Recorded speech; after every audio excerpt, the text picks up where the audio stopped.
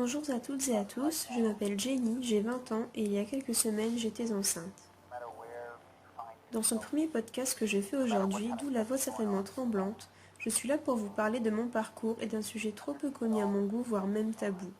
J'espère que ceci aidera des femmes, des hommes, des couples à savoir s'écouter, écouter son corps, son ressenti, et aussi aider les personnes qui ont traversé ou qui traversent ça que vous n'êtes pas seul, que des gens ont vécu et peuvent vous comprendre. Je vais vous parler de grossesse extra-utérine, de ma grossesse extra-utérine, de mon parcours, qui est bien sûr certainement différent du vôtre, mais au final tous se rejoignent. Je vais peut-être avant de commencer vous rappeler ce qu'est une grossesse extra-utérine. Une grossesse extra-utérine, c'est quand l'embryon est implanté au mauvais endroit, le plus souvent dans l'une des trompes ou aussi dans l'un des ovaires ou plus rarement sur le col de l'utérus ou bien même dans l'abdomen. Le diagnostic est souvent compliqué. Le taux d'hormone bêta-HCG a tendance à moins augmenter que dans une grossesse normale pour finir par stagner à un moment donné. L'embryon ne peut pas se développer et dans tous les cas il sera forcément évacué, soit par médicaments quand la grossesse n'est pas trop avancée, soit par chirurgie. Maintenant je vais vous raconter mon histoire. Je vais essayer de séparer un peu les étapes pour que tout le monde s'y retrouve. La première pour moi commence par la décision d'avoir un enfant. Malgré mon jeune âge, je n'ai jamais eu une vie facile et j'ai déjà été bien bousculée dans ma vie. Peut-être que je vous en parlerai dans un prochain podcast si ça vous intéresse. J'ai rencontré mon conjoint il y a un peu plus de 4 ans, à mes 16 ans donc. J'ai toujours ressenti le besoin d'avoir un enfant jeune, de construire ma propre famille, certainement dû à ma jeunesse compliquée. Mon conjoint est aussi plus âgé que moi, ce qui nous a confortés dans l'idée d'avoir un enfant assez jeune. Nous commençons les essais bébés en mai de cette année. Malgré des cycles irréguliers, je tombe enceinte du premier coup. Je vous avoue que je n'y croyais pas du tout. La vie me souriait enfin et je pensais que c'était impossible. Mes cycles duraient, et durent toujours, souvent entre 35 et 50 jours. Quand j'ai commencé à avoir des doutes sur le fait que j'étais enceinte, j'en étais à J55. J'ai donc fait un premier test qui s'est avéré négatif. J'attends quelques jours pour en refaire un, toujours négatif. Ça a duré comme ça une semaine. J'étais pourtant convaincue que j'étais enceinte, car j'ai une intuition assez forte et je le ressentais. J'ai également eu des premiers symptômes un peu suspects. Le mardi 4 juillet, je vais faire une prise de sang. J'en étais donc à J65 et elle était toujours négative. 2 jours plus tard, donc à J67, je refais un test et là, une ligne très pâle apparaît. Je peux vous dire que j'ai regardé ce test plusieurs fois avant d'y croire. Je cours au labo faire une prise de sang. J'attends les résultats, et là, la confirmation. Je suis bien enceinte avec un taux de 35 bêta-HCG, ce qui correspond à même pas 3 semaines d'aménorrhée. M'y connaissant un peu en périnatalité, car j'ai suivi des formations, je trouve ça étrange, mais je passe au-dessus. Je téléphone à une sage-femme pour prendre rendez-vous. Elle me rappelle et me dit qu'on se verra le 23 juillet. Pour me rassurer, je lui demande s'il doit faire une prise de sang pour vérifier si le taux augmentait entre deux. Elle m'a répondu que non, il fallait laisser la grossesse évoluer et qu'on se verrait le 22. Je prends donc sur moi et laisse passer le week-end. À ce moment-là, j'étais la femme la plus heureuse du monde, mais je pense aussi la plus stressée. En effet, j'avais toujours ce doute qui me hantait. C'est pourquoi je prends rendez-vous chez une autre sage-femme le mardi 9 juillet, car la mienne était en vacances et j'avais absolument besoin d'être rassurée. J'arrive au rendez-vous. Je lui explique que je trouve le taux bas par rapport au nombre de semaines que je pense être. Le taux correspond à moins de 3 semaines d'aménorrhée et moi je pense être à 5 semaines d'aménorrhée. Elle me répond qu'il faut arrêter de psychoter, que c'est ma première grossesse et que de toute façon les taux n'avont jamais servi à rien et qu'il faut arrêter de s'inquiéter. Elle m'a parlé de fausse couche. Elle m'a dit que si je faisais une fausse couche j'allais saigner et j'allais donc m'en apercevoir. Mais elle ne m'a jamais parlé de grossesse extra-utérine. En gros, le rendez-vous n'a pas servi à grand chose et je repartais de là avec les mêmes questions et angoisses qu'en arrivant. Pourtant, si à ce moment-là je m'étais réellement écoutée, j'aurais voulu lui demander de me prescrire une écho, juste pour contrôler, mais je ne l'ai pas fait et je suis repartie avec mes angoisses. La semaine passe, je suis toujours heureuse et mon ventre commence déjà à prendre forme. Pourtant, j'ai toujours un pressentiment. J'essaie de me persuader du contraire et continue de mener ma petite vie. Jusqu'au vendredi 12 juillet. Ce jour-là, mon conjoint et moi avions décidé de l'annoncer à ma mère, mon frère et ma grand-mère en se disant que même s'il arrivait quelque chose, ils seraient là pour nous soutenir. Nous avions fait des petits faire-part. À la lecture de ces derniers, tout le monde était content et tout le monde pleurait. Nous étions vraiment tous heureux. Cependant, je me rappelle que ce jour-là, le vendredi, fois encore, j'ai eu un pressentiment assez étrange. Comme si quelque chose n'allait pas, mais sur le plan physique, je n'avais aucun signe. Jusque ce jour-là, à 20 h. Juste après l'avoir annoncé, je commence à avoir de grosses douleurs du côté gauche du ventre. Je ne suis pourtant pas quelqu'un de sensible à la douleur, alors ça m'a tout de suite alertée. Je connaissais les potentiels symptômes d'une grossesse extra-utérine de par ma formation, mais les douleurs m'ont tout de suite fait penser à ça. Ma famille a essayé de me rassurer en disant que c'était normal, que mon corps allait changer et que des symptômes comme ça, j'allais en avoir toute ma grossesse. Je savais que ce n'était pas normal. Mon conjoint et moi décidons d'aller aux urgences pour vérifier si tout allait bien, à savoir qu'à ce moment-là, je n'avais aucun saignement, juste des douleurs au ventre. J'arrive aux urgences. Heureusement, il n'y a personne, je me dis que ça va aller vite. Il était déjà 22 h. Le médecin passe devant nous, nous regarde et s'en va.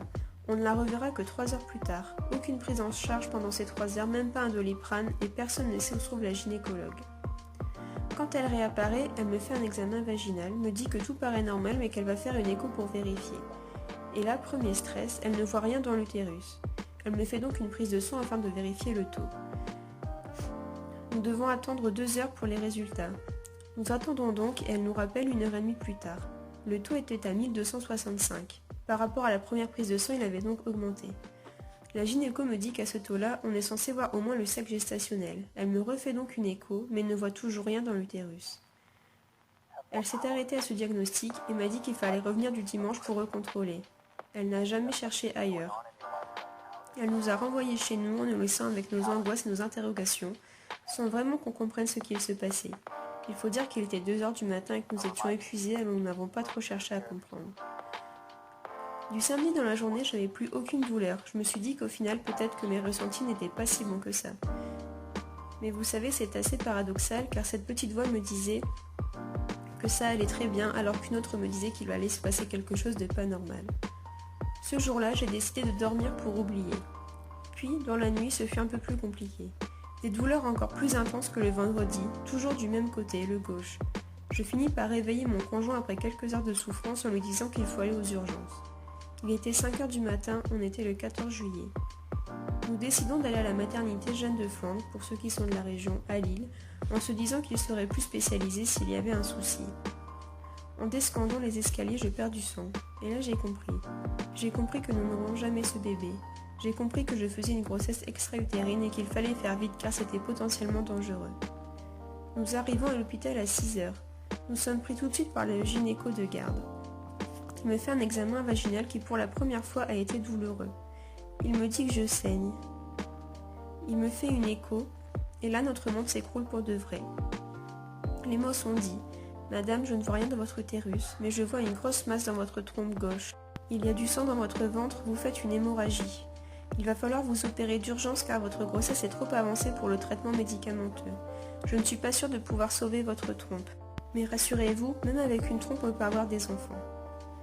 Et voilà comment ce dimanche 14 juillet à 7h30, nous avions su qu'encore une fois la vie n'allait pas nous sourire aujourd'hui. Il m'a refait une prise de sang afin de vérifier si le taux avait quand même augmenté. Il nous installe tranquillement dans une chambre et m'a donné un calmant pour la douleur. Les résultats de la prise de sang reviennent, le taux était à 1165. Plus aucun doute possible désormais car il avait chuté par rapport au vendredi. Je suis emmenée au bloc à 10 h, laissant mon conjoint en pleurs. J'ai peur et je me sens déjà seule malgré les infirmières qui essaient de me distraire. Je sais que je passe les derniers instants avec mon bébé que je n'aurai jamais. Puis je m'endors. Je me réveille quelques heures plus tard dans une salle vide avec des cathéters posés sur ma main. Le réveil fut assez compliqué pour moi. Cette sensation, je ne l'oublierai pas de sitôt. L'impression d'être dans un monde parallèle et de pouvoir communiquer avec personne pour le moment. Je remonte en chambre 1 heure après et je vois mon conjoint, ce qui me redonne vraiment le sourire. Là, je vais faire une petite parenthèse un peu technique pour vous parler de l'opération et du séjour à l'hôpital pour ma part. Je me suis donc fait opérer du dimanche et comme les suites de l'opération ont été simples, je suis sortie le lendemain matin, donc du lundi. Le médecin m'a confirmé qu'il avait dû retirer ma trompe gauche car elle était déjà rompue, une du côté gauche et une au-dessus du pubis. Elles ne sont pas très grandes et peu douloureuses, hormis celle du nombril pour ma part qui tire encore à l'heure où je vous parle. J'ai eu des fils résorbables et je ne sais pas du tout quand ils vont tomber, j'ai pas eu d'infos là-dessus. Mais ils ne sont toujours pas tombés donc, à l'heure où je vous parle, donc 3 semaines après. J'ai également eu des piqûres contre la phlébite, mais je pense que ça c'est au cas par cas. Pour le nettoyage des cicatrices, ils m'ont dit de la nettoyer à l'eau et au savon et mon médecin m'a également prescrit de la bétadine. Concernant les jours d'arrêt, j'en ai eu 10 au total en faisant un peu le forcing car au début le médecin traitant ne m'avait mis que 5 jours, donc j'ai réussi à en avoir 10 de plus. Et je tiens à vous dire que si vous ne vous sentez pas capable de reprendre, écoutez-vous et ne vous forcez surtout pas. Pour l'instant, tout ce que vous avez besoin, c'est du temps pour vous. Et c'est à la sortie de l'hôpital que m'est venue l'idée de faire ce podcast. Pourquoi ?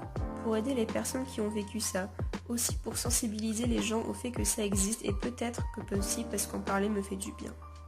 Parce que je trouve que la société et les professionnels minimisent une grossesse extra-utérine. Pas tous évidemment et heureusement, mais pour la plupart des professionnels c'est comme ça.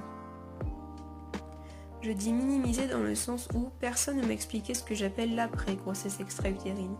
Il faut dire que ça reste quand même un acte traumatisant qui souvent se passe dans l'urgence et la douleur. Pourtant, le côté psychologique est totalement laissé de côté.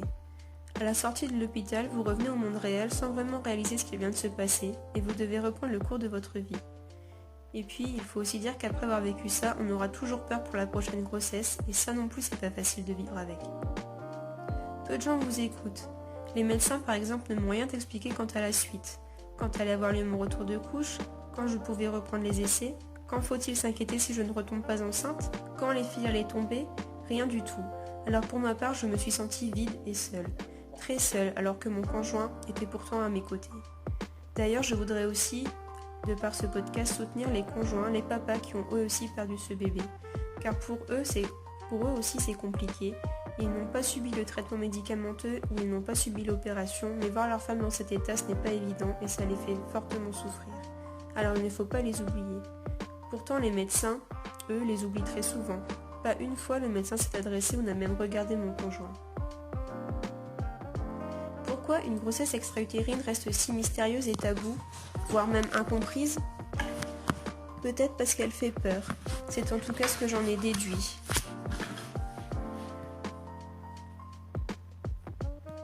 À l'hôpital, je me rappelle avoir pleuré, et les infirmières m'ont dit, pratiquement en rigolant, « Mais vu votre âge des enfants, vous en aurez plein, surtout qu'une grossesse extra-utérine, c'est souvent la faute à pas de chance. Avec une trompe, vous pouvez faire au moins 10 enfants, alors ne soyez pas tristes. » Voilà ce qu'on m'a dit. Voilà ce qu'on dit à un couple qui vient de perdre un bébé. Oui, je n'ai peut-être que 20 ans, mais qu'on ait 20, 25, 30 ou 40 ans, l'acte reste le même. Oui, peut-être que j'aurai d'autres enfants, mais je n'aurai jamais celui-là. Et ça, il faut le digérer et l'accepter. Et oui, encore cette fameuse malchance. Oui, peut-être qu'avec une trompe, je peux faire 10 enfants. Mais dans ma tête, c'est surtout que je n'ai plus qu'une chance. Il ne faut pas que ça se reproduise, car maintenant, il ne me reste qu'une trompe. Et oui, nous avons le droit d'être tristes. Cela reste une forme de deuil. Il faut faire un deuil sur une nouvelle vie, une projection future, un bonheur, un bébé. Même si ce n'est pas une fatalité. Mais il faut l'accepter. Et ça peut prendre du temps. Mais une chose est sûre, on finira par l'accepter car la vie est faite comme ça. Et non, vous n'êtes pas seul. Même si ça ne concerne que 2% des grossesses en France, nous ne sommes pas seuls. Et peut-être qu'en parler nous fera du bien. Alors voilà, aujourd'hui je fais ce podcast pour toutes les femmes et hommes qui ont vécu ça, mais aussi pour les autres, ceux qui ne l'ont pas vécu. Juste vous dire que ça existe. Bien sûr, j'espère que jamais vous n'aurez à le vivre, mais sachez juste vous écouter. Au moindre doute, prenez rendez-vous. Et si vous n'êtes pas écouté, insistez. Si vous voulez refaire une prise de sang ou si vous voulez faire une écho, insistez. Les ressentis ne sont souvent pas trompeurs. Même si dans le cas d'une grossesse extra-utérine, on ne peut rien changer car l'équipe médicale sera forcément obligée de retirer l'embryon, mais peut-être que vous pouvez éviter l'opération. Et n'oubliez pas que même si c'est dur, vous allez réussir à remonter la pente un jour. Écoutez votre cœur et ne perdez pas espoir, car l'espoir, c'est la seule chose plus puissante que la peur. N'hésitez pas vous aussi à témoigner dans les commentaires pour qu'on soit toutes et tous compris et écoutés. Merci beaucoup de m'avoir écouté, j'espère que cela vous aidera et à bientôt dans un prochain podcast.